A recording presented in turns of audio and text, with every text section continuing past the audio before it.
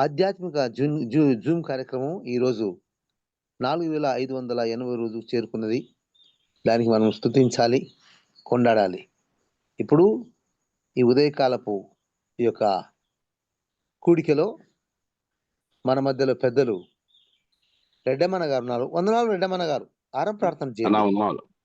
Okay, thank you. ప్రార్థన చేసుకున్నాం. దయగల మా తండ్రి, జీవం కలిగిన ఆయన పరిశుద్ధుడా, మీకు వందనాలు, స్తోత్రాలు చెల్లిస్తున్నాం. మీ ఉచితమైన కృప చేత నిన్నటి వారమైన మమ్ములను నేటి వారుగా చేశారు.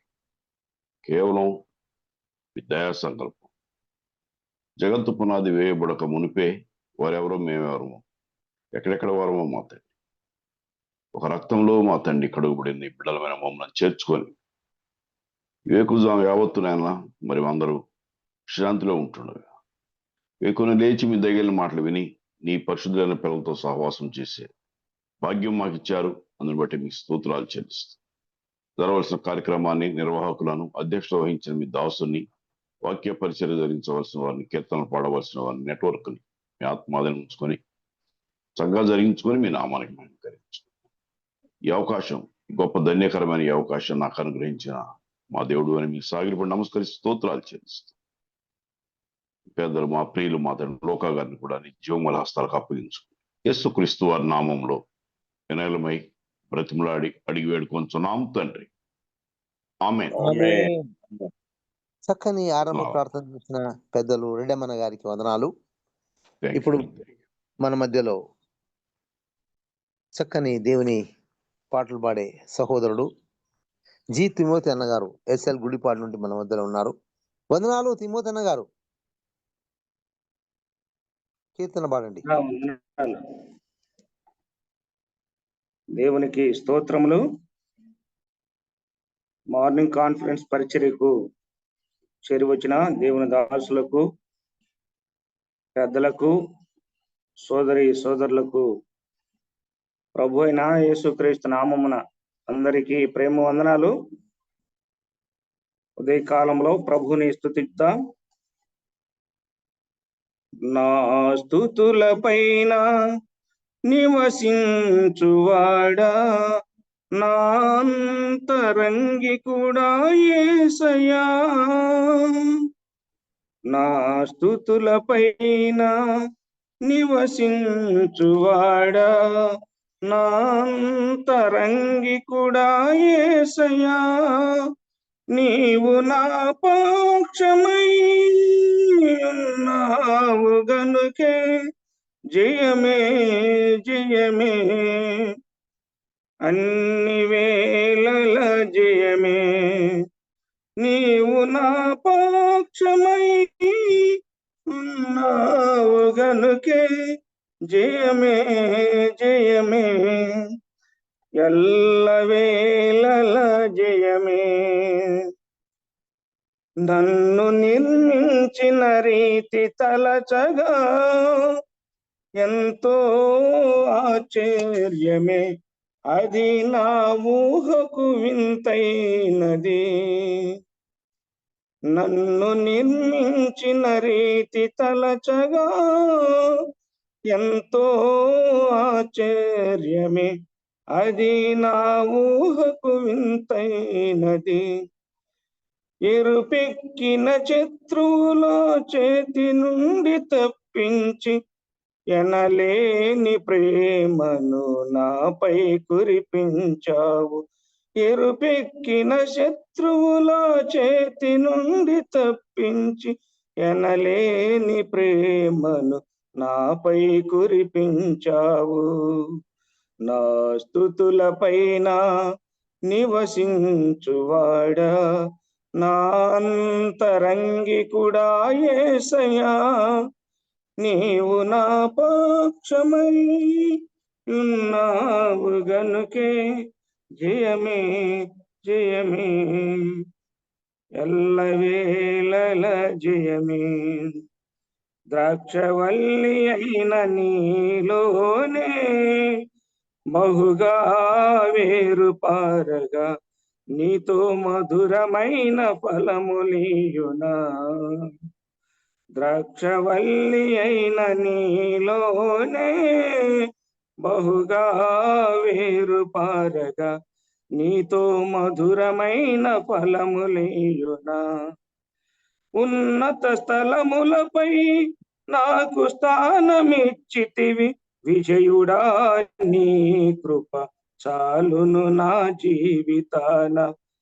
ఉన్నత స్థలములపై నాకు స్థానమిచ్చితివి విజయుడా, నీ కృప చాలును నా జీవితాన.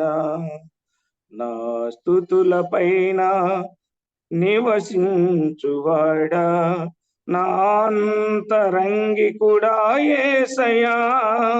నీవు నా పక్షమై ఉన్నావు గనుకే జయమే జయమే, ఎల్లవేళల జయమే. అన్నా వందనాలన్నా. వందనాలన్నా, చక్కని స్తుతి పాడవాళ్ళు దేవుని మేమపరిచారు, మీకు చాలా వందనాలు. ఇప్పుడు మనం ప్రాముఖ్యమైన సమయానికి వచ్చాము. మన మధ్యలో బి సత్యం బాబు అన్న గారు ఉన్నారు. సత్యం బాబు అన్న గారు ఈరోజు మనకు వాక్యం అందిస్తారు. అంతకన్నా ముందు వాక్య సహాయం కొరకు మన మధ్యలో ఆకెపోగు ఏసేబ్ అన్న గారు ఉన్నారు. వందనాలు ఏసేబ్ అన్న గారు. వాక్య సహాయం కొరకు ప్రార్థన చేయండి. వందనాలు, ప్రార్థన చేయండి. పరిశుద్ధుడైన మా తండ్రి, మహిమగల దేవ, నిరంతరము స్తోత్రార్హుడైన ప్రభా, ఉదయ కాలమున మీరు మాకిచ్చిన గొప్ప రక్షణ భాగ్యమును బట్టి స్తోత్రం చెల్లిస్తున్నాం నాయన. మరి ఈ సమయంలో మాకు ఇచ్చినటువంటి మరి యొక్క దినమును బట్టి స్తోత్రం చెల్లిస్తున్నాము.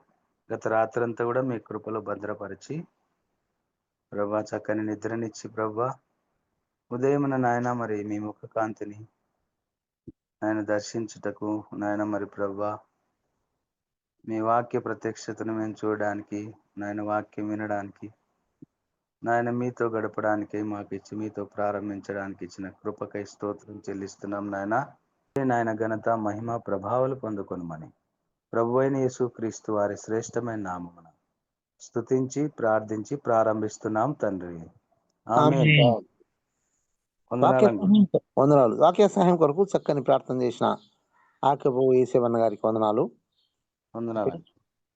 మన మధ్యలో బి సత్యం బాబు అన్న గారు ఉన్నారు. అన్నగారు మనకు వాక్యం అందిస్తారు. అంతకన్నా ముందు మీ అందరిలో నాదొక మనవి, దయచేసి అందరూ ఆడియోను మీట్లో పెట్టుకొని వీలైతే వీడియో ఆన్ చేసుకొని వాక్యం వినాలని మనం చేస్తూ ఈ సమయాన్ని వందనాపూర్వకంగా సత్యబాబు అన్న గారికి అప్పగిస్తున్నారు. వందనాలు సత్యం బాబు అన్న గారు, ప్రారంభించండి. వందనాలు. ఓకే, ప్రభుకి స్తోత్రాలు, అందరికీ వందనాలు. నా స్వరం వినపడుతుందా మీ అందరికీ? నా వినపడుతుందన్న. Thank you. ఈ సమయంలో మనం అబ్రహాము జీవితంలోంచి వరుస ధ్యానాలుగా ఒక సిరీస్ లాగా చదువుకుంటూ ఉన్నాం. గత అంటే మొన్న నెలలో కాకుండా అంతకు ముందు నెలలో 20వ అధ్యాయంలో కొన్ని విషయాలు మనం విన్నాము. ఈరోజు 21వ అధ్యాయంలోంచి మనం చదువుకుందాం. ఆదికాండము 21వ అధ్యాయం.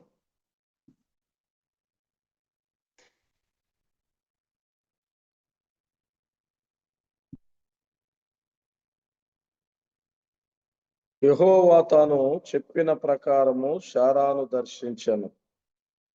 యెహోవా తానిచ్చిన మాట చొప్పున శారాను గూర్చి చేసెను. ఏలయనగా దేవుడు అబ్రహాముతో చెప్పిన నిర్ణయ కాలములో శారా గర్భవతి, అతని ముసలితనమందు అతనికి కుమారుణ్ణి కనెను. అప్పుడు అబ్రహాము తనకు పుట్టినవాడు తన శారా కలినవాడైన తన కుమారునికి ఇస్సాకు అని పేరు పెట్టాడు.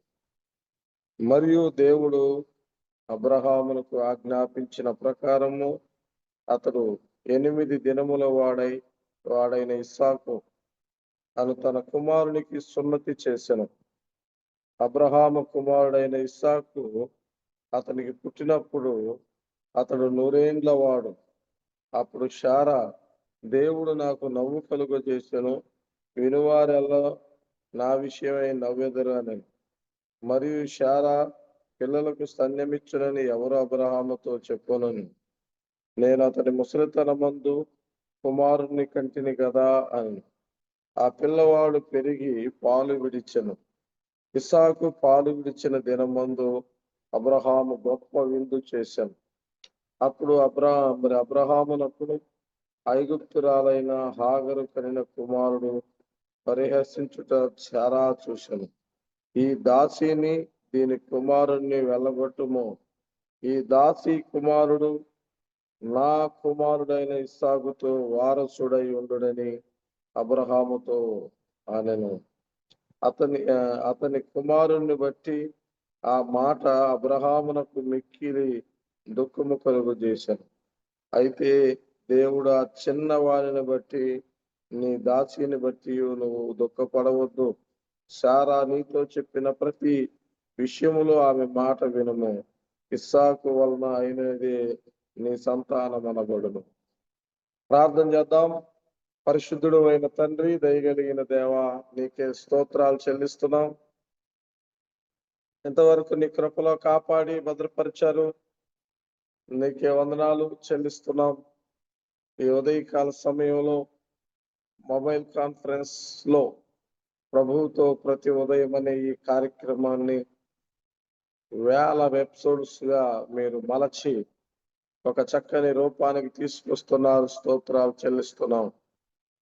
మేము ప్రతిరోజు నీ వాక్య మాధుర్యాన్ని అనుభవించే భాగ్యం ఇచ్చావు. నీకు స్తోత్రాలు.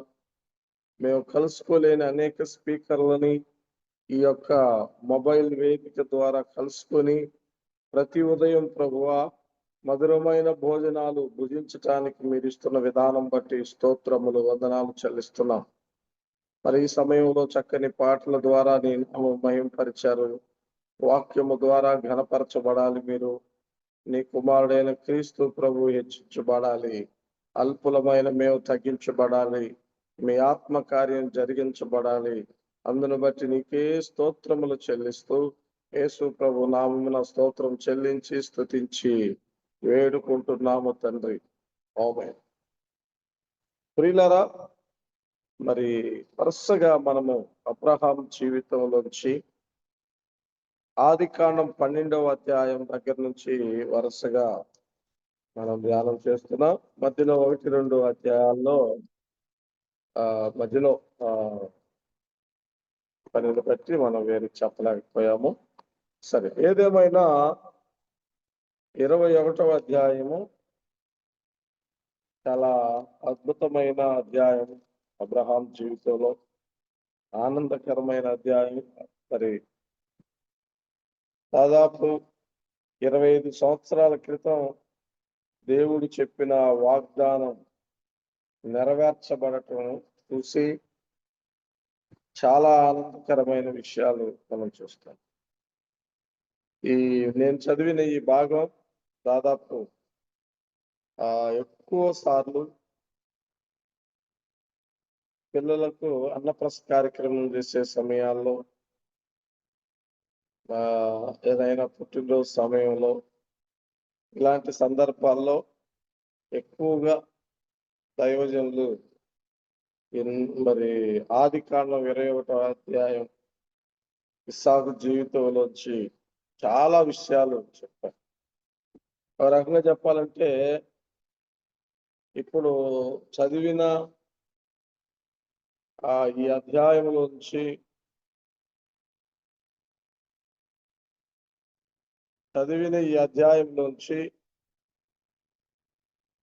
చాలా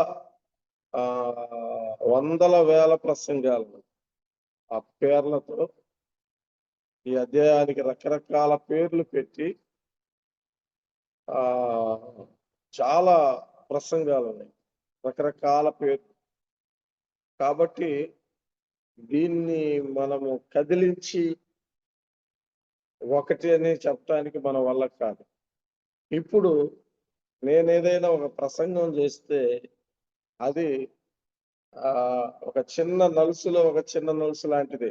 ఎందుకంటే 21వ అధ్యాయం అంత ఫేమస్ చాప్టర్, అది చాలా ఫేమస్ చాప్టర్. కాబట్టి మీకు కూడా మరి చదవగానే మీ మనసులో కూడా వివిధమైన ఆ భావాలు అందులోంచి మీకు కలుగుతాయి. ఎందుకంటే చాలా సార్లు దైవజనులు ఈ ప్రసంగాల మీద చెప్పేవి మనం వింటాం, మనం చేసేవి కూడా ఉంటాయి. కాబట్టి మాత్రమే కాకుండా వేరు వేరు కామెంటరీస్ల వారు వేరు వేరు రకరకాల పేర్లు పెట్టి ఈ అధ్యాయాన్ని చెప్పటం జరిగింది. కాబట్టి దయతో నేను చెప్పే ఈ ప్రసంగం ఒక చిన్న తలంపు మాత్రమే, అంతేగాని ఇది ఇలాగైతే బాగుంటుంది అలా అని అనుకోవద్దు. ఎందుకంటే 21వ అధ్యాయము చాలా వేల ప్రసంగాలు దీని మీద ఉన్నాయి. సరే, మొట్టమొదటిగా నేను ఇస్సాకు అద్భుతమైన ఈ జన్మను గురించిన విషయాల్లో ఒకటి చెప్పాలనుకుంటున్నాను. ఒకటేంటంటే ఇస్సాకు జన్మకు యేసుక్రీస్తు జన్మకు కంపారిజన్ గా ఒక 7 ప్రాముఖ్యమైన విషయాలు ఉన్నాయి. యేసు ప్రభు జన్మకు ఇస్సాకు జన్మకు 2 కంపారిజన్ గా అంటే పోలికగా 7 పోలికలు ఉన్నాయి. అది చెప్పిన తర్వాత అంశాన్ని నేను చెప్తాను. మొదటి పోలిక ఏంటంటే ఇద్దరి ఆశ్చర్యకరమైన పుట్టుకలు.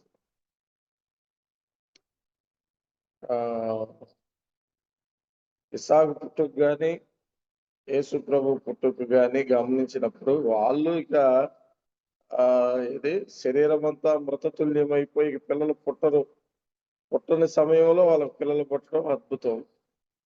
కన్యక గర్భవతి అయి పిల్లలు మరి పుట్టడం అనేది అద్భుతం. ఇద్దరు వాగ్దాన పుత్రులే. దేవుడు వాగ్దానం చేశాడు అబ్రహాముకి, శారాకి, మరీకు వాగ్దానం చేశాడు. అసలు ఆదాము అవ్వలకు వాగ్దానం చేశాడు. ఆ వాగ్దాన నెరవేర్పు ఆ కుమారుణ్ణి మరి ద్వారా పంపించాడు. ఇద్దరు కాలానుగుణంగా పుట్టారు. వాళ్ళు అనుకున్న టైంలో పుట్ల ఎదురు చూడాల్సి వచ్చింది. చాలా ఓపిక అవసరం. అందుకే ఇక్కడ తాను చెప్పిన నిర్ణయ కాలంలో అన్నాడు. తాను చెప్పిన నిర్ణయ కాలంలో ఆయన జన్మించడాన్ని మనం చూస్తాం. అలాగే యేసు ప్రభు కూడా గలతీ 4:4లో కాలం సంపూర్ణమైనప్పుడు ఆయన స్త్రీ యందు జన్మించాడు. అలాగే 4వది ఏంటంటే ఇద్దరు కూడా పుట్టక ముందే పేర్లు పెట్టారు. అవును, ఇస్సాకు పుట్టక ముందే 17వ అధ్యాయంలో మరి నీకు పుట్టే అబ్బాయికి బాబుకి నువ్వు ఇస్సాకు అని పేరు పెట్టాలి అని చెప్పి ముందుగానే దేవుడు అబ్రహాముతో మాట్లాడతాడు. ఆయనకి ఇస్సాకు అని పేరు పెట్టాలని 17వ అధ్యాయం 19వ వచనంలో ముందే చెప్పేశాడు. అలాగే యేసు ప్రభువు కూడా ఆయన పుట్టినప్పుడు నువ్వు ఒక పేరు పెట్టాలి, తన ప్రజలను వారి పాపముల నుండి ఆయనే రక్షించను గనక ఆయనకి ఏ సరి పేరు పెట్టాలి ముందుగానే పుట్టక ముందే పేరు పెట్టించు. అలాగే ఇద్దరు కూడా తండ్రికి విధేయులైన కుమారు. ఇద్దరు ఆ కట్టెల మోపు తీసుకెళ్ళటం కానీ, చేతులు కట్టేసేటప్పుడు కానీ, బలిపీఠం మీద పెట్టేటప్పుడు కానీ, కత్తి ఎత్తేటప్పుడు కానీ ఆ కుమారుడు ఎక్కడ తండ్రికి మరి విభేదించాల, ఎందుకు నువ్వు ఇలా చేస్తున్నావు. ఇక మన ప్రియ ప్రభువుని గురించి అస్సలు చెప్పాల్సిన పని. మనం ఫిలిప్పీ పత్రిక 2వ అధ్యాయం చూస్తే ఆయన విధేయతను చాలా చూస్తాం. ఎంతగా దేవునితో సమానంగా ఉండి విడిచిపెట్టకూడని ఆ భాగ్యం ఎంచుకోలేదు, కానీ దాసునిగా, రిక్తునిగా, దాసుడిగా తను తాను ఎలా తగ్గించుకున్నాడో మనం చూస్తాం. అది 5. 6వది ఇద్దరు హింసలు అనుభవించారు. ఇద్దరు కూడా హింసలు అనుభవించారు. ఇస్సాకు ఇష్మాయిల్ ద్వారా హింసలు అనుభవించారు. ఇప్పుడు కూడా వాళ్ళు హింసించబడుతున్నారు. మన ప్రభువు తన సహోదరుల ద్వారా, తన సొంత జనుల ద్వారా ఇద్దరు హింసలు ఎదుర్కొన్నారు. ఏడవది ఇద్దరు కూడా నిబంధన చేయమని. అబ్రహాం తర్వాత దేవుడు ఇస్సాకుతో నిబంధన చేశాడు. మన ప్రియ ప్రభు యొక్క నిబంధన క్రొత్త నిబంధన, ఇది నా రక్తము సర్వమానవ పాప పరిహారం కొరకై నిబంధన రక్తం అని ఆయన నిబంధన చేశాడు. కాబట్టి మన ప్రభువుకి ఇస్సాకుకి మన ప్రభువుకి 7 పోలికలు ఉన్నాయి. అవి మీరు ధ్యానం చేయండి, బాగుంటుంది. సరే, ఈ సమయంలో 21వ అధ్యాయంలో చాలా పేర్లు ఉన్నాయని నేను చెప్పాను. రకరకాల టైటిల్స్ పెట్టి ధ్యానం చేస్తూ ఉంటారు. అందులో ఒకటి మరి ఏంటంటే ప్రామిస్, వాగ్దానం. దేవుడు అబ్రహాంకి ఒక వాగ్దానం చేస్తాడు 12వ అధ్యాయం. చాలా వాగ్దానాలు ఉన్నాయి. అందులో ఒక వాగ్దానం ఏంటంటే నీకు నేను సంతానం ఇవ్వబోతున్నాను. ఆ సంతానం కూడా ఎలా ఉంటుందంటే అది భూలోకమంతా ఇసుక రేణువుల కంటే విస్తారంగా ఉంటుంది, ఆకాశ నక్షత్రాల కంటే ఎక్కువగా ఉంటది అని చెప్తాడు. దీన్ని వాగ్దానం అంటారు. ఆ వాగ్దానం కోసమే వాళ్ళు చాలా చాలా వాగ్దానాలు ఉన్నాయి. వారికి ఇస్తానన్న భూమిని, ల్యాండ్ని గురించి కానీ, భూ సంబంధమైన వాగ్దానాలు అలా ఉన్నాయి. వీటన్నిటిలో ముఖ్యమైన వాగ్దానం ఏంటంటే సంతానం. ఆ సంతానం క్రీస్తే ఇస్సాకు ద్వారా. అంటే క్రీస్తులో కలిగిన ఈ వాగ్దానాలన్నీ నెరవేరాలంటే ఇస్సాకు పుట్టుక చాలా ప్రాముఖ్యమైనది. వాగ్దానాలన్నీ నెరవేర్చబడటానికి ఆ ఇస్సాకు జన్మ ఎంతో ప్రాముఖ్యమైంది. ఆయన వాగ్దానాలు నెరవేర్పుకి ఇస్సాకు వివాహం కూడా చాలా ప్రాముఖ్యమైంది. ఇస్సాకు పుట్టుక ఎంత ప్రాముఖ్యమైందో ఆయన వివాహం కూడా అంత ప్రాముఖ్యమైనదిగా మనం చూస్తాం. కాబట్టి 21వ అధ్యాయంలో మనం చదువుతున్నప్పుడు ఆయన వాగ్దానాల్లో నేను ధ్యానం చేస్తే సమయం మనకి సరిపోదు, కానీ ఊరికట్లా జ్ఞాపకం చేస్తా ఉంటాము. ఒక 7 ప్రాముఖ్యమైన విషయాలు, అంటే చాప్టర్ అంతా కలిపి మనం ధ్యానం చేద్దాం. 21వ అధ్యాయము ఈ మొత్తము 34 వచనాల్లో అక్కడొక మాటగా మనము ధ్యానం చేద్దాం. అందులో మొట్టమొదటిగా వాగ్దానం, యెహోవా తాను చెప్పిన ప్రకారము శారాను దర్శించాడు అన్నాడు. అది ఎక్కడ చెప్పాడు ఏంటి అంటే మనం చదువుతాం. 12వ అధ్యాయంలో ఆయన చెప్పాడు, నేను మీకు సంతానాన్ని ఇస్తాను, నిన్ను ఆశీర్వదించి గొప్ప జనముగా చేస్తాను. 12:2లో ఆయన చెప్పాడు, గొప్ప జనముగా నేను నిన్ను చేయబోతున్నాను అన్నాడు. అంటే అక్కడ ఆయనకి బిడ్డల్ని ఇవ్వబోతున్నాడు. అప్పుడు 75 సంవత్సరాలు. మరి 21వ అధ్యాయంకి వచ్చేకి ఆయనకి 100 సంవత్సరాలు, శారాకి 90 సంవత్సరాలు. అప్పటికి వారి ఋతుక్రమం ఆగిపోయింది. వాస్తవంగా 18వ అధ్యాయంలో నా విషయాలన్నీ మనం చూసాం. బైబిల్లో అసలు ఎన్ని వాగ్దానాలు ఉన్నాయి అని గమనిస్తే ఒక ఆయన లెక్కేసి చెప్తాడు, దాదాపు 3000 వాగ్దానాలు ఉన్నాయి.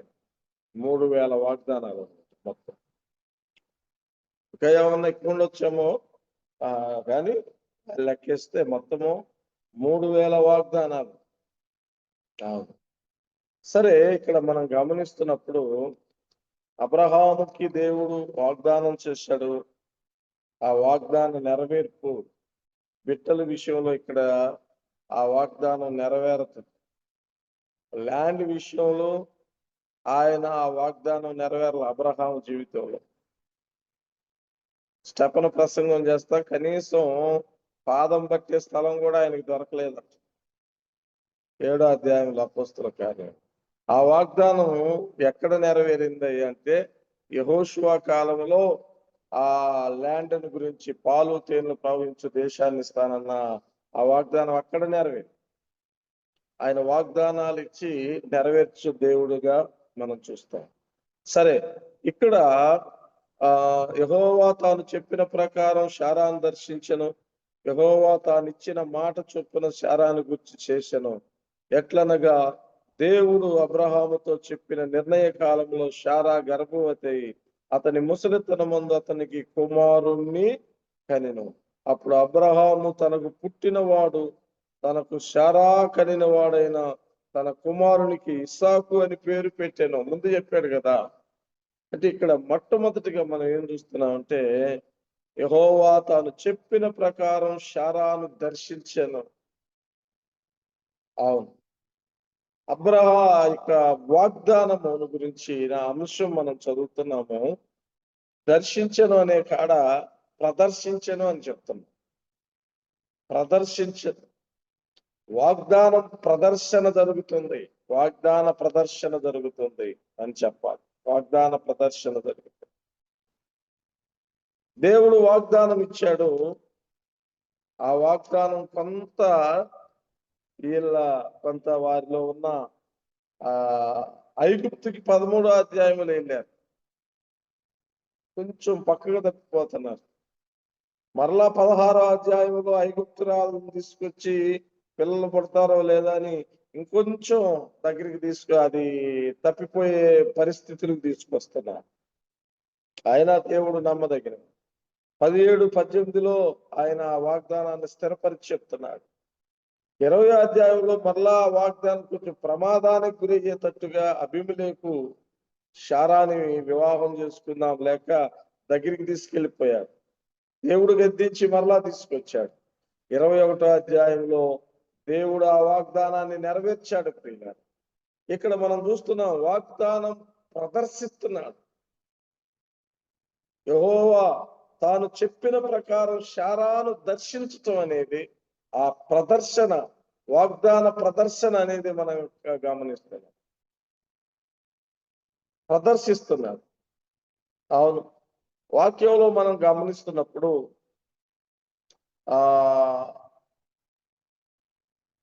మనకి ఎన్నో వాగ్దానాలు ఉన్నాయి.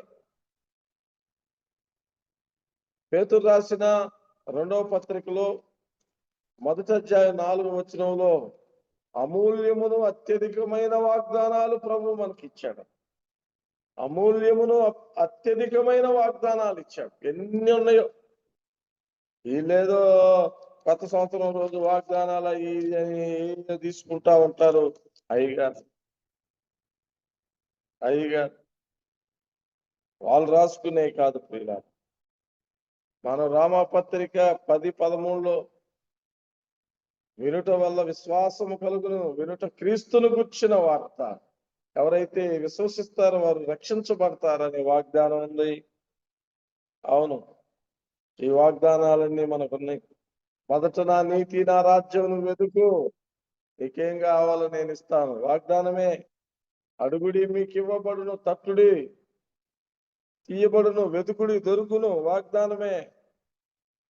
ఆయన మన నిమిత్తం ధనవంతుడైన ఆయన మన కొరకు దరిద్రుడయ్యాడు, మనల్ని ధనవంతులుగా చేశాడు. వాగ్దానమే అది. యాకోబు పత్రిక 4:8లో ఆయన చెప్తాడు, ఆయన గర్విష్ఠులను అనగదొక్కుతాడు, తీరులను పైకి లేవనెత్తుతాడు. వాగ్దానమే. మత్తయి సువార్త 28:20 అంటాడు, ఇదిగో నేను సదాకాలం మీతో ఉంటాను. ఎంత మంచి వాగ్దానం. రోమా 8:28 అంటాడు, దేవుడు తను ప్రేమించు వారికి సమస్తము సమకూడి మేలు కొరకై జరుగుతున్నవి అంటాడు. వాగ్దానం. ఆయన కావలసినవన్నీ మన కొరకు ఆయన జరిగిస్తూ ఉంటాడు. అలాగైతే ఈ వాగ్దాన ప్రదర్శనలో ప్రియులారా, వాగ్దాన ప్రదర్శనలో మనం చూస్తున్నప్పుడు అందులో ఆయన దర్శించటం అనేది దేవుని కృప అని చెప్పాలి. కృపతో కూడిన వాగ్దానం అని చెప్పాలి.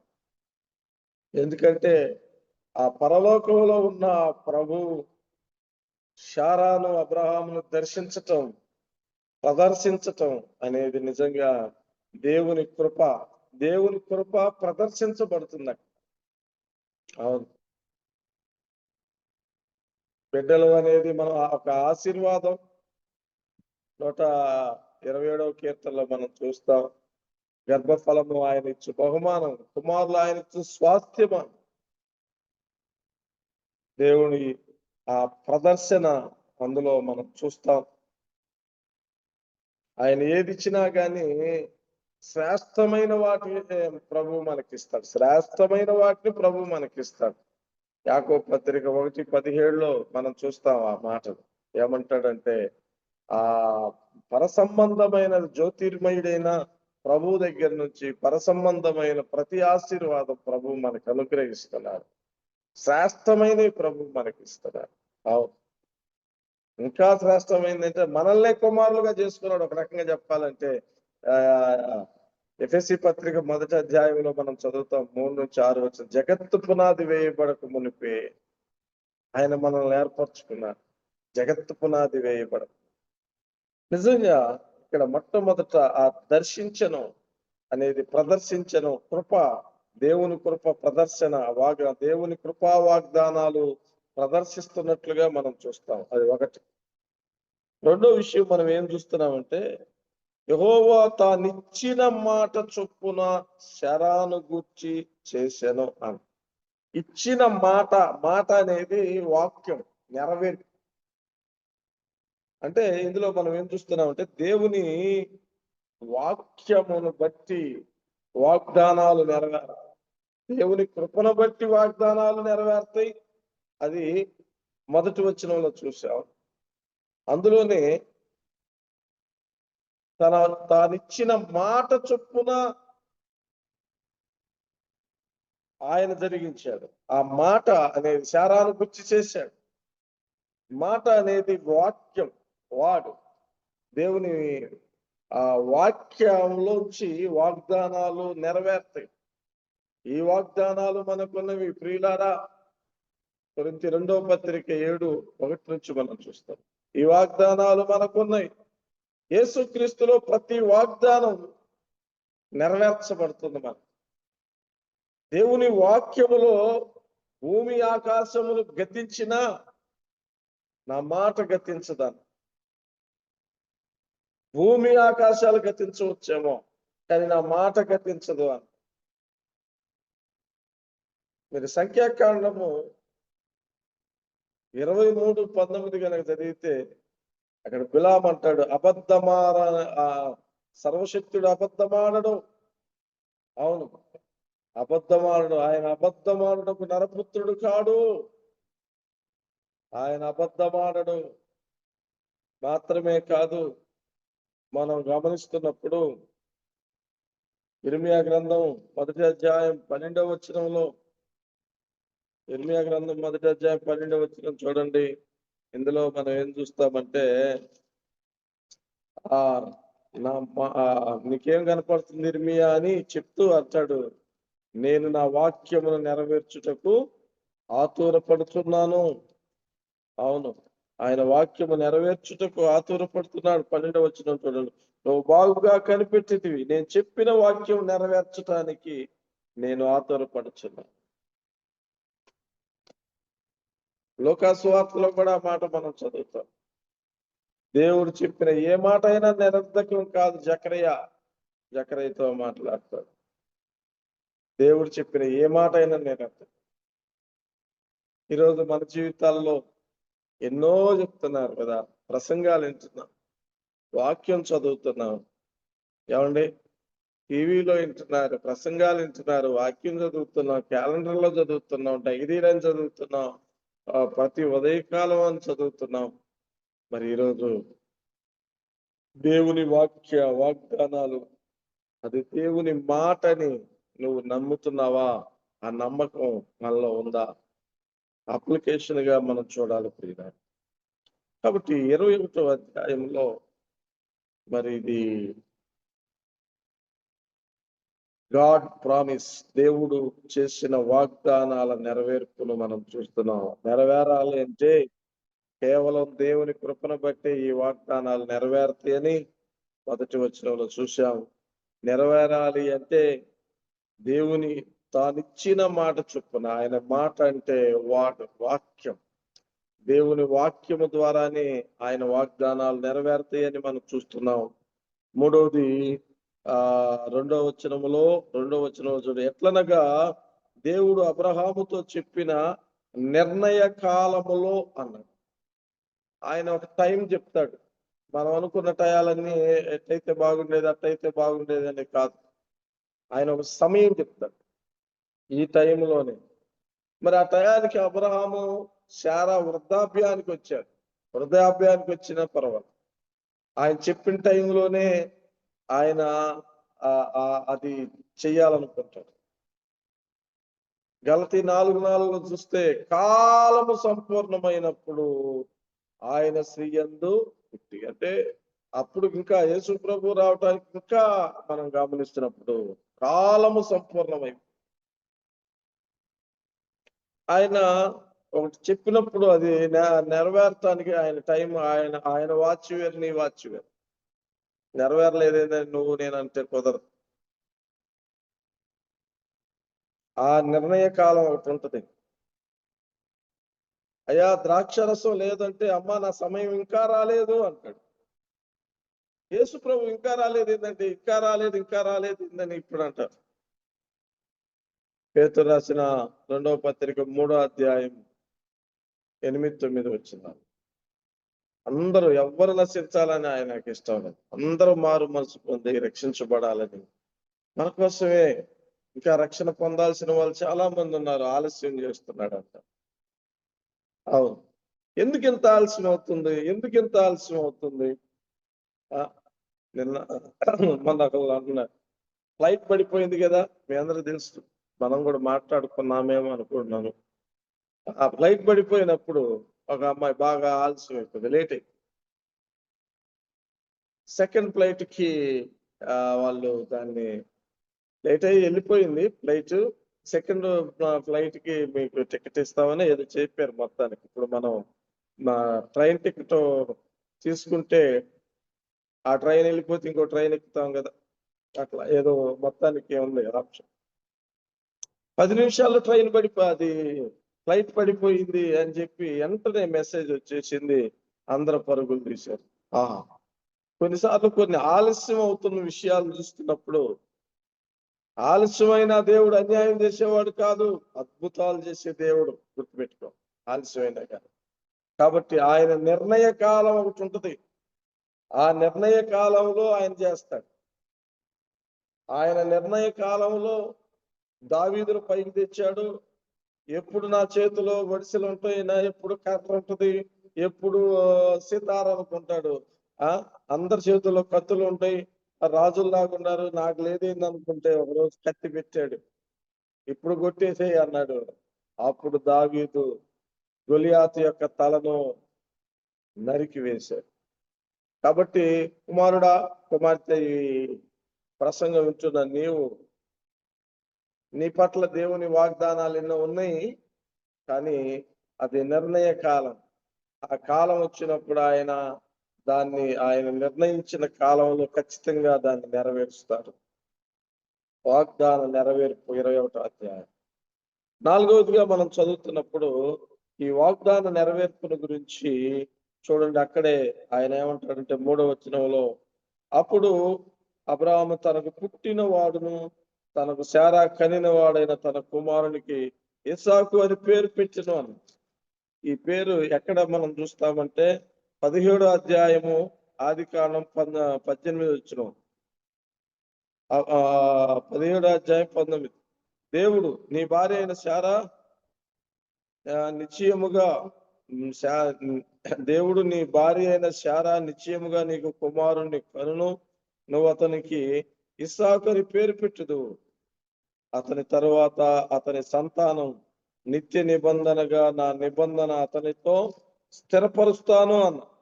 అవును, అంటే ఇక్కడ మనం గమనిస్తున్నాం ఈ 3-4 వచనాల్లో ఆ పుట్టిన వానికి ఇస్సాకు అని పేరు పెట్టాడు. 4వ వచనంలో 21వ అధ్యాయం 4వ వచనంలో మరి దేవుడు ఆ అబ్రహాంకి ఆజ్ఞాపించిన ప్రకారం అతడు 8 దినముల వాడైన ఇస్సాకును తన కుమారునికి సున్నతి చేశాడు.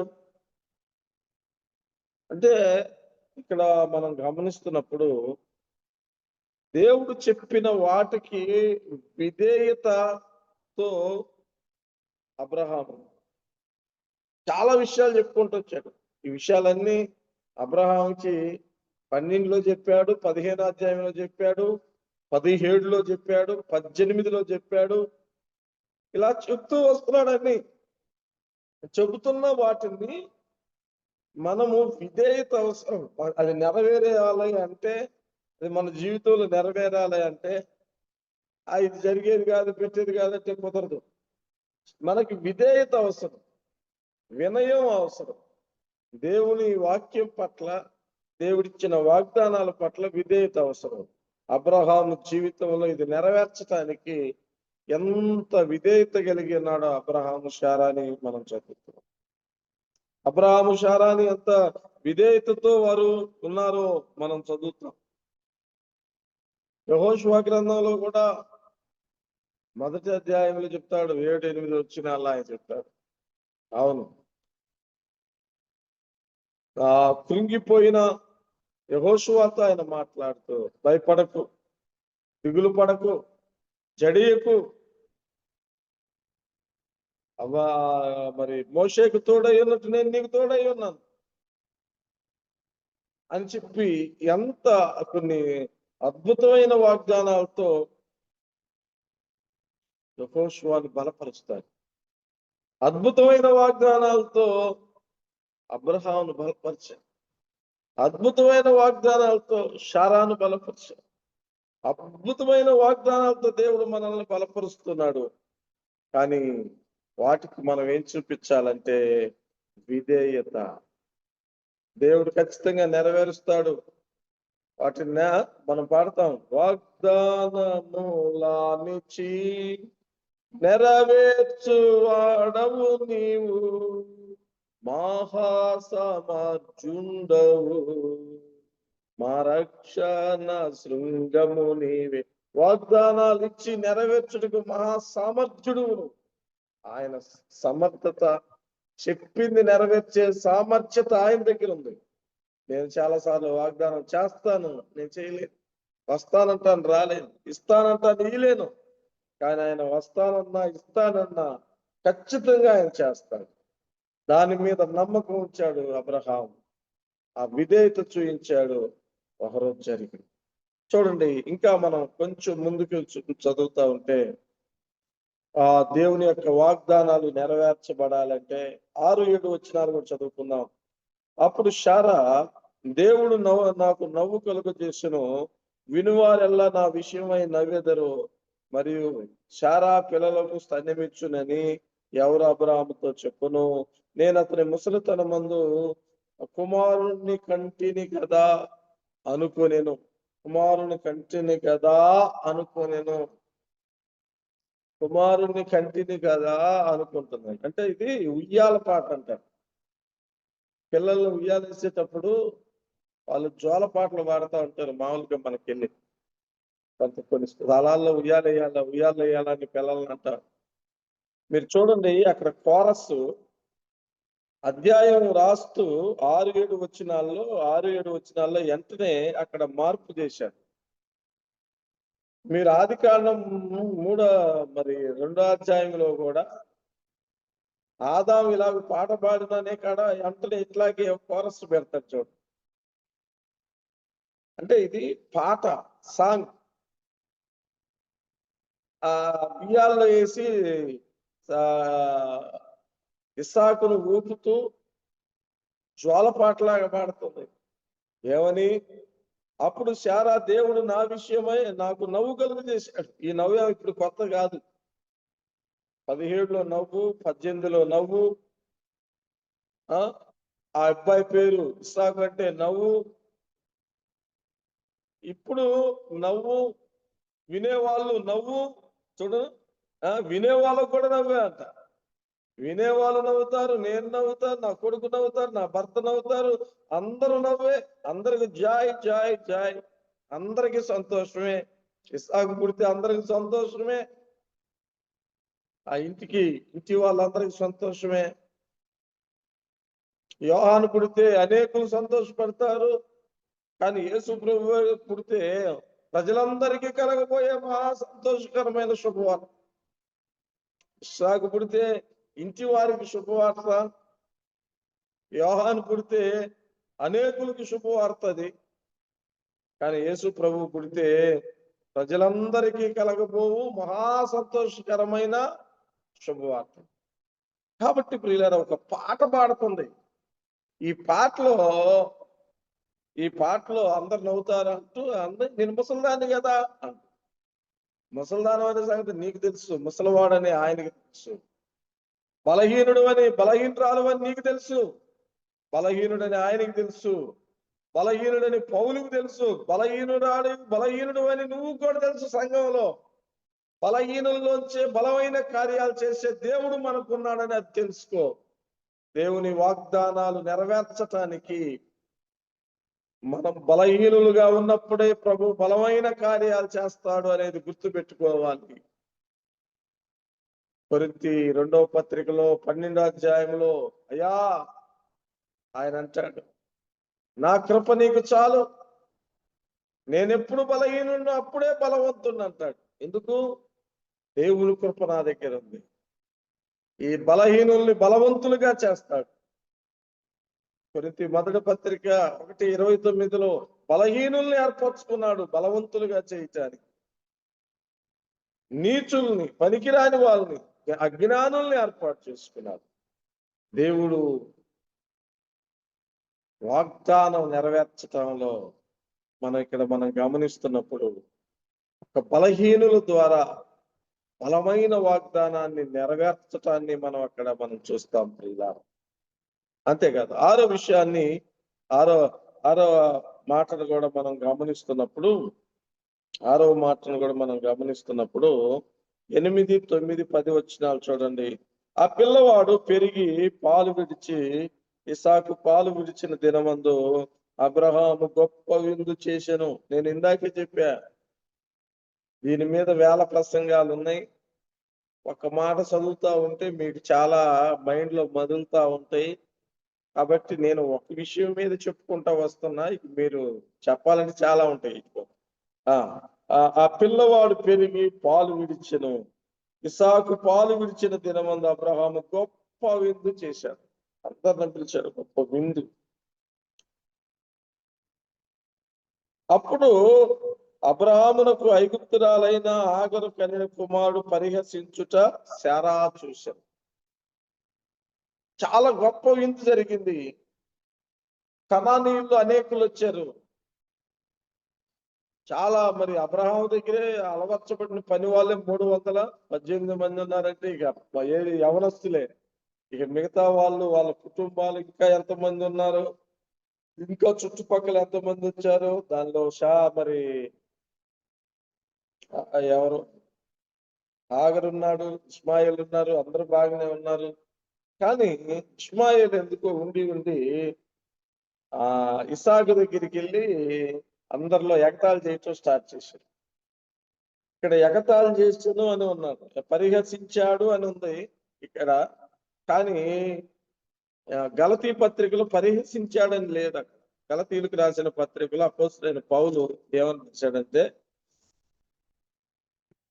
4వ అధ్యాయంలో 28వ వచనం చూడండి. 4:28 సహోదరులారా, మనమును ఇస్సాకు వలె వాగ్దానమును బట్టి పుట్టిన కుమారులమై ఉన్నాము.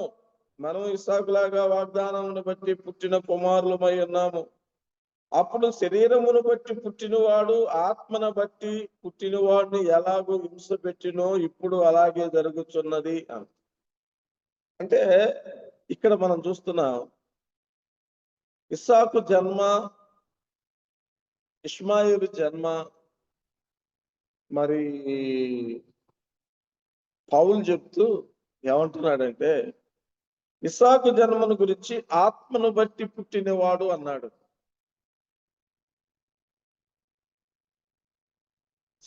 ఇష్మాయేలు జన్మని శరీరమును బట్టి పుట్టినవాడు అన్నాడు. అవును.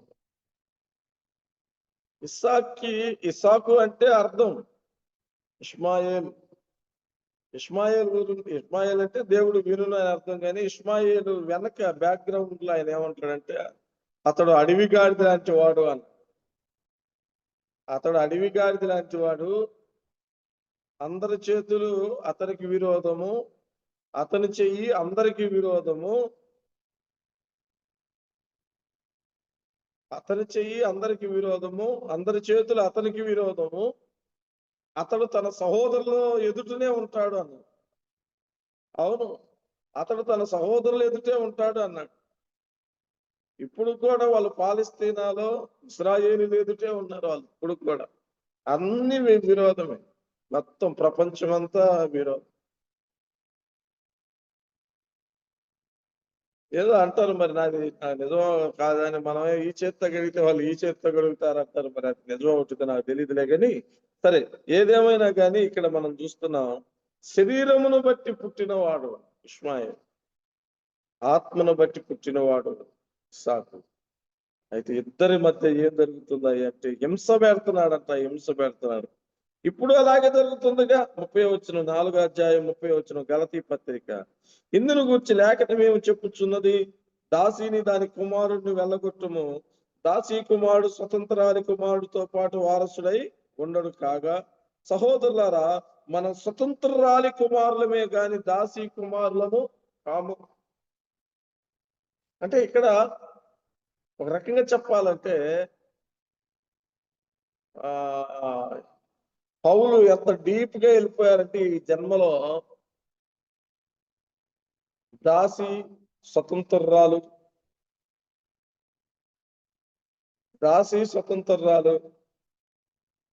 అలాగే సీనాయి పర్వతానికి ఏమో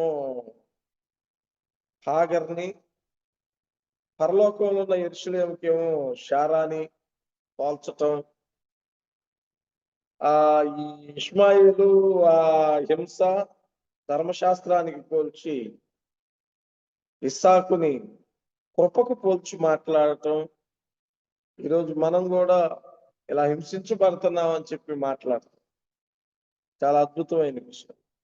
అంటే ఇప్పుడు ఇందులో నేను చెప్పాలి అనుకుంటుంది ఏంటంటే, వాగ్దాన నెరవేర్పులు నువ్వు చేయాల్సిన ఇంకో పని ఏంటంటే శరీరాన్ని తిరస్కరించాలి.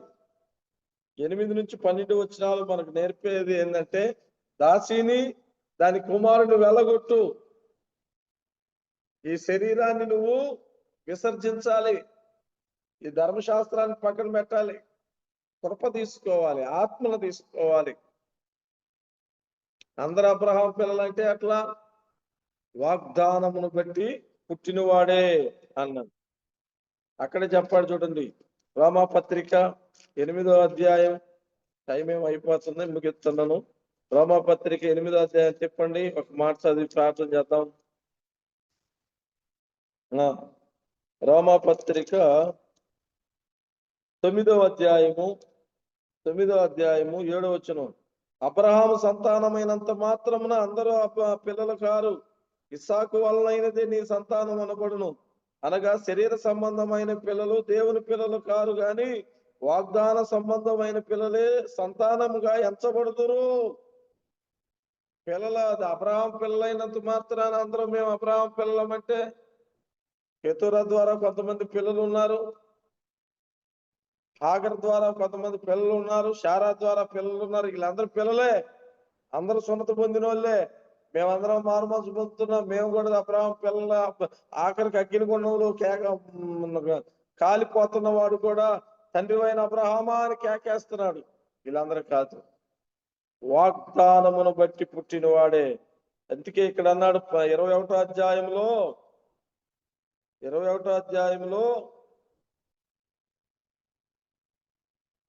12వ వచనం, ఆదికాండం 21:12. అయితే దేవుడు ఈ చిన్నవాడిని బట్టి, నీ దాసిని బట్టి నువ్వు దుఃఖపడవద్దు. శారా నీతో చెప్పిన ప్రతి విషయం ఆమె మాట వినుము. ఇస్సాకు వలనైనదే నీ సంతానం అనబడును.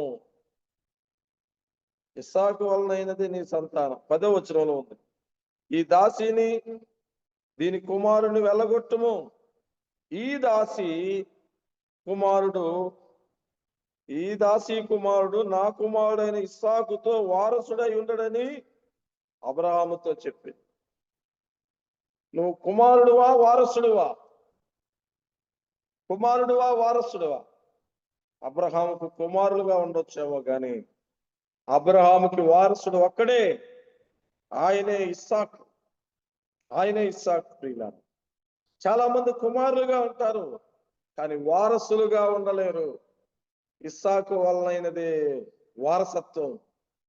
కాబట్టి ఇక్కడ మనం గమనిస్తున్నాం 21వ అధ్యాయంలో మనం అవన్నీ చదువుతుంటే 8 నుంచి 9 వచనాల్లో వాగ్దాన నెరవేర్పు అంటే శరీర సంబంధమైన దాన్ని వెళ్ళగొట్టాలి, దాన్ని ఉంచుకుంటే వాగ్దానము హేళన చేయబడతా ఉంటది, వాగ్దానాన్ని అపహసించబడుతుంది. ఈ వాగ్దానాన్ని హేళన చేసేదాన్ని, వాగ్దానాన్ని అపహసించేదాన్ని, వాగ్దానాన్ని అపకీర్తికి తెచ్చేదాన్ని వెళ్ళగొట్టాలి, దాన్ని తీసివేయాలి. మనకి ఏదైతే మన జీవితంలో ఆఖరిగా ఒక మాట చెప్పి 6ంటికి ముగించుకుంటాం కదా, ఆఖరిగా ఒక మాట చదువుదాం. చూడండి, ఈ వాగ్దానము మహిమకరంగా ఉన్నాయి. దేవుని వాగ్దానము అన్యజనుల మధ్య మహిమకరంగా ఉంది. 21వ అధ్యాయము 22వ వచనంలో ఆ కాలమందు, ఏ కాలం అదే 21వ అధ్యాయం చెప్పిన ఆ కాలమందే అబీమెలెకు తన సేనాధిపతి అయిన పీకోలు అబ్రహాముతో మాట్లాడి, నువ్వు చేయు పనులన్నింటిలో దేవుడు నీకు తోడై ఉన్నాడు. నీవు నన్నైనా నా పుత్ర పౌత్ర వచింపక నేను నీకు చేసిన ఉపకారాన్ని బట్టి నువ్వు నా చొప్పున నాకును నీవు పరదేశీ అన్న ఈ దేశమునకు చేసిన దాన్ని చేసేదనని దేవుని పేరట ఇక్కడ నాతో ప్రమాణం చెయ్యి. ఒక రాజు వచ్చి ఒక సామాన్యుడి దగ్గరికి వచ్చి, దేవుడు నీతో ఉన్నాడు, దేవుని వాగ్దానాలు నెరవేర్పు చూస్తున్నాడు, దేవుని కార్యాలు చూస్తున్నాడు. ఇతను వచ్చి ఏమంటున్నాడు అయ్యా అంటే, నాతో ప్రమాణం చేయి. అక్కడే వాళ్ళు బెయేర్షెబా అనే పేరు పెట్టేశారు. కొన్ని గొర్రెలు అటు ఇటు మార్చేసి అక్కడ వారు దానికి ఏమని పేరు పెట్టారంటే, ఒక బావి తవ్వి 30వ వచనంలో, నేను ఈ బావి తవ్వించినందుకు ఇది నా సాక్షార్థంగా 7 గొర్రె పిల్లలను నువ్వు నా చేత పుచ్చుకోవాలి అని చెప్పి 21వ అధ్యాయం 30వ వచనంలో బెయేర్షెబా అంటే బావి, సాక్ష్యపు బావి. ప్రియులారా, అంతేకాదు ఒక మాట కూడా అక్కడ మనం చూస్తున్నాం 32. బెయేర్షెబాలో వాళ్ళు అలాగూ ఒక నిబంధన చేసుకున్న తర్వాత అబీమెలెకు లేచి తన సేనాధిపతి అయిన పీకోలును అంటే వెళ్ళిపోయాడు. 33 చూడండి, అబ్రహాము బెయేర్షెబాలో ఒక పీచుల వృక్షము నాటి అక్కడ నిత్య దేవుడైన యెహోవా పేరిట ప్రార్థన చేసెను. ఆరాధన సంబంధమైన విషయాలు చూస్తున్నాం. వాగ్దానము ఆఖరి విషయంలో మనం గమనిస్తున్నప్పుడు దేవునికి మహిమకరంగా ఉంటది వాగ్దానం, దేవునికి ఆరాధనీయంగా ఉంటది, దేవునికి పూజనీయంగా ఉంటది, దేవుడు చేసిన కార్యాలను బట్టి మహిమపరిచే విధానంగా ఉంటది. ఆ వాగ్దానాల నెరవేర్పు అక్కడ చూస్తున్నాం. అధ్యాయం ముగింపులో రాజులు వచ్చి ఆయనతో సమాధానం పడుతున్నారు. ఆ వాగ్దానం నెరవేర్పు పీచుల వృక్షం ఒకటి నాటి ఆడ ప్రార్థన చేస్తున్నట్లు మనం చూస్తున్నాం. ఆరాధనీయంగా ఉంటుంది. కాబట్టి 21వ అధ్యాయంలో చాలా అంశాలు వేరు ఉన్నా కానీ ఒక చిన్న మాట, ప్రామిస్, దేవుని వాగ్దానము నెరవేర్పు ఎలాగ ఉన్నాయో 7 ప్రాముఖ్యమైన విషయాలు ఒక్కొక్కటిగా మనం చూసాము. ఈ విషయాలు గమనించి మనసులో పెట్టుకొని ప్రార్థన చేస్తూ, ప్రభు వాగ్దానాన్ని నెరవేర్చేవాడు, ఆయన అన్యాయస్తుడు కాదు, అబద్ధీకుడు కాదు, ఆయన చెప్పింది చెప్పినట్టుగా నెరవేరుస్తారు. మనమే కొన్ని అవిశ్వాసాలను బట్టి అటు ఇటు కుప్పిగంతులేస్తా ఉంటాం. కాబట్టి అబ్రహాం వలె మనం నమ్మకంగా ఆ వాగ్దానాలను చూసి స్తుతిద్దాం. దేవుడి చిన్న వాక్యాన్ని దీవించుడుగా. చక్కని వర్తమానం అందించిన దేవుని సేవకులు సత్యబాబన్న గారికి వందనాలు. సత్యంబాబన్న గారు 8,810 వాగ్దానాలు ఉన్నాయి. దాంట్లో మనుషులకు చెప్పిన వాగ్దానాలు చేసిన వాగ్దానంలో 7,487 ఉన్నాయి. చాలా సంతోషము. చక్కని వర్తమానం అందించిన మీకు వందనాలు. ఇప్పుడు మన మధ్యలో పెద్దలు, మన మధ్యలో డాక్టర్ రవి మనోహరన్ గారు ఉన్నారు. వందనాలు రవి మనోహరన్ గారు. ఆఖరి ప్రార్థన చేయాలని మనం చేస్తున్నాను. వందనాలు ప్రార్థన చేయండి అన్న. ప్రార్థన చేసుకుందాం. పరిశుద్ధుడైన మా ప్రియ పరలోకపు తండ్రి, మహాగణుడు, మహోన్నతుడు, సర్వోన్నతుడు, సర్వ సృష్టి నిర్మాణకుడు, నిర్వాహకుడు, సర్వశక్తి సంపన్నుడు అయినటువంటి మనైనా ప్రేమ స్వరూపివి అయినటువంటి మా తండ్రి మేము స్తుతిస్తున్నాం. మార్నింగ్ కాన్ఫరెన్స్ లో ఈ ఉదయం మీ పాద సన్నిధికి మమ్మల్ని తీసుకుని వచ్చారు.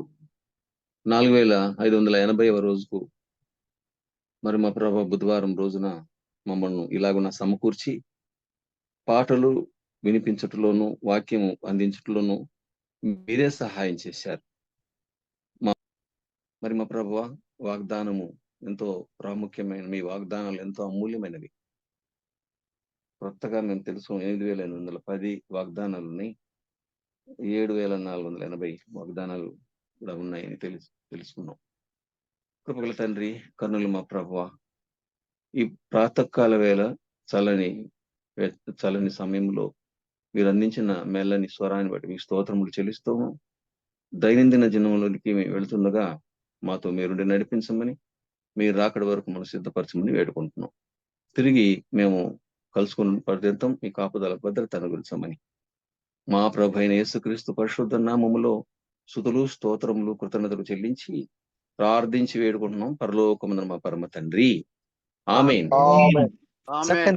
ప్రార్థన చేసిన పెద్దలు రవి మనోహర్ గారికి వందనాలు. ఈ రోజు ఈ కూడికలో చేరి వచ్చి 6వ ప్రార్థన చేసిన సహోదరులు రెడ్డమ్మన్న గారికి, చక్కని పాట పాడి దేవుని మహిమపరిచిన తిమోతిన గారికి, వాక్య సహాయం కొరకు ప్రార్థన చేసిన ఆకపోగు ఏసేబన్న గారికి, చక్కని వర్తమానం అందించిన సత్యం బాబన్న గారికి, ఆఖరి ప్రార్థన చేసిన రవి మనోహరన్న గారికి, నాకు ఈరోజు అధ్యక్ష వహించిన అవకాశం ఒదగించిన బర్నబాస్ అన్న గారికి అందరికీ వందనాలండి. ఇప్పుడు మనమందరము వాక్యం అందించిన సహోదరులకు వందనాలు చెప్పి ఒకరికొకరు వందనాలు చెప్పుకొని ఈ కార్యక్రమం ముగించుకుందాం.